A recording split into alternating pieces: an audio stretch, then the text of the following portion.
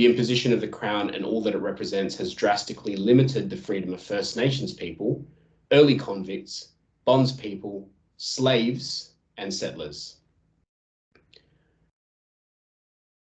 So I wanted to draw some attention to some of the other issues that I found in this research. So as a lot of you know, Barbados recently became a republic through a referendum, and they put themselves first. They put their economic and trade matters first and their sovereignty first. Now people need to bargain with Barbados. To a contemporary sovereign Australia, the UK is no more than a foreign trade power, and it is to Barbados now. Conditional on the UK maintaining democratic engagement with its own European community, it's an allied democracy. It's likely that Australian sovereignty may have democratising implications on the UK's decisions abroad, and the UK government will soon have to bargain with Australia and make concessions in Australia's best interests. The ability to manifest a cohesive Australia through a First Nations voice will attract interest and great respect in the international community. The United States, the UK, Canada, and New Zealand haven't made any provisions that are anything like the Uluru Statement yet. So we're actually leading the way in that space. It's important to identify the strengths and failures in the space of international work. I want to begin with the strengths of Professor Megan Davis, who has been instrumental in the Uluru Statement. She's managed to achieve the following in just over a decade: serving as the first internationally recognised Australian expert on Indigenous people, elected to the United Nations Human Rights Council in Geneva, participating in the drafting and ratification of the United Nations Declaration of the Rights of Indigenous People, contributing as a co-author and co-signer of the Uluru Statement from the Heart, demanding an Australian constitutional voice for First Nations sovereignty. There has been significant action from some constitutionally interested advocates in a short space of time, yet next to none where there's a deficit approach. This is hardly surprising. A pragmatic and diplomatic approach that focuses on the strengths of First Nations people as ambassadors of culture and self-organised governance yields results. Neoliberal and other individualistic criticisms of persons and culture can only alienate, cause more confusion, and invoke a high degree of shame. This deficit approach is not only the approach of critics of First Nations people, but First Nations voices against First Nations sovereignty. Professor Braden Hill, for example, is critical of First Nations sovereignty. He claims that those positions are radicalised fundamentalism, being at odds with civilised liberal democracy. And I'm going to quote Professor Hill: "Political invocations of difference in the post-referendum era and in parallel with formalised self-determination brought about a newly radicalised Indigenous protest movement that began to assert claims to Indigenous sovereignty.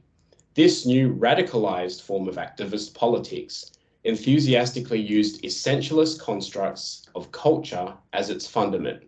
This marked a significant shift away from the earlier Aboriginal politics of the 1930s that were informed by liberal democratic discourse that adhered to Enlightenment notions of civilization and distanced Aboriginality from primitivism in order to establish a discursive space wherein Aboriginal activists could articulate their calls for equality," end quote. Hill's position is ahistorical, and it might emerge from a lack of experience in the discipline. Hill's views are outmoded they're from the position of the colonizer, and they tar those who bargain for systematic reform as radical, primitivist, and incoherent with the establishment. Nothing could be further from the truth. Nothing. Self-determination and political organisation regarding First Nations constitutional reform are a part of contemporary democratic and economic development. Hill cannot prevent the ascent of First Nations self-determination. Hill's position is in stark contrast to the conventions of the United Nations Universal Declaration of the Rights of Indigenous People, which opposes the notion that First Nations culture is a barrier to articulating demands or aspirations. That declaration specifically refutes Hill's claim that Western societal institutions must be imposed on First Nations people in order to civilize them or remove them from their primitiveness. It is most inappropriate to claim First Nations cultural inferiority. And I'm going to quote here the United Nations Declaration of the Rights of Indigenous People. All doctrines, policies, and practices based on or advocating superiority of peoples or individuals on the basis of national origin or racial, religious, ethnic, or cultural differences are racist, scientifically false, legally invalid, morally condemnable, and socially unjust, end quote. So Hill's perspective may be inconsistent with the United Nations, but it builds on arguments of similar critics of First Nations sovereignty. Dr. Andrew Sharp is equally critical of First Nations sovereignty and self-determination in Australia. Dr. Sharp disregards the High Court ruling against the legal error of terra nullius, and he demands that First Nations people cede their sovereignty immediately. He pickets against the highest Australian legal defence of that sovereignty existing. And I condemn all of these illiberal and ahistorical and populist approaches. The pragmatic and meaningful approach is entirely achievable through engaging with other Australians and aligning First Nations interests to sovereignty of broader Australia. Now, I wanted to finish with a little bit of information on a model and a way forward in the international community based on the Uluru Statement. So the UNDRIP, which I've just quoted from, aligns to Australia's Federal Racial Discrimination Act, and it asserts that racial discrimination is prohibited and unlawful in Australia. It severs the Great Wen of White Australia policy and its fascist hold over Federated Australia. But the legislation has only been a temporary solution. The legislation is established under a crown and cannot be manifest as politically established practices until the Constitution is reformed to adhere to what we see as our abiding principles of freedom.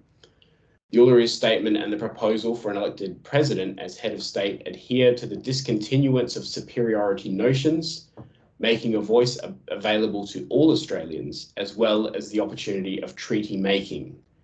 We may establish truth-telling as an obligation for all people, free from the constraints of arbitration and the anachronistic elements of the Crown. Freedom through non-domination is the philosophical substance underpinning all of these documents and every element required for systemic reform until a valid resolve is achieved. And just to finalise, there is currently no meaningful sovereignty for Australians guaranteed in the federal constitution, and the Crown stands as an arbitrary power that dominates us through interference. The interference minimises freedom among Australians who cannot continue to live in denial under a Crown with no concept of an Australian aristocracy. We just don't have an aristocracy here. So the whole notion of the Crown just doesn't fit with our culture. An elected head of state, a president who represents the interests of Australian people, is required in its place. This president leads through direct consent to govern, is far more powerful in international relations, and will broker favourable terms for Australians. Australia, as a stabilising power, can contribute a First Nations conceptualisation of international relations. First Nations Enlightened Australia will highlight sustainability and prosperity among people in their national and international experiences. In England, the summer may mark the beginning of joy and the winter the end of discontent. In Australia, the sun is harsh, the hot, dry season is a peril. With a republic, Australians are at the dry season of their discontent, and thus the wet season of their ascent. The Indo-Pacific region in the next 30 years requires Australia's national ascendancy for justice to become an outcome for the many, not the few. Freedom through non-domination and the abolition of monarchy and other outmoded ideas is a focus of the world for the remainder of century 21.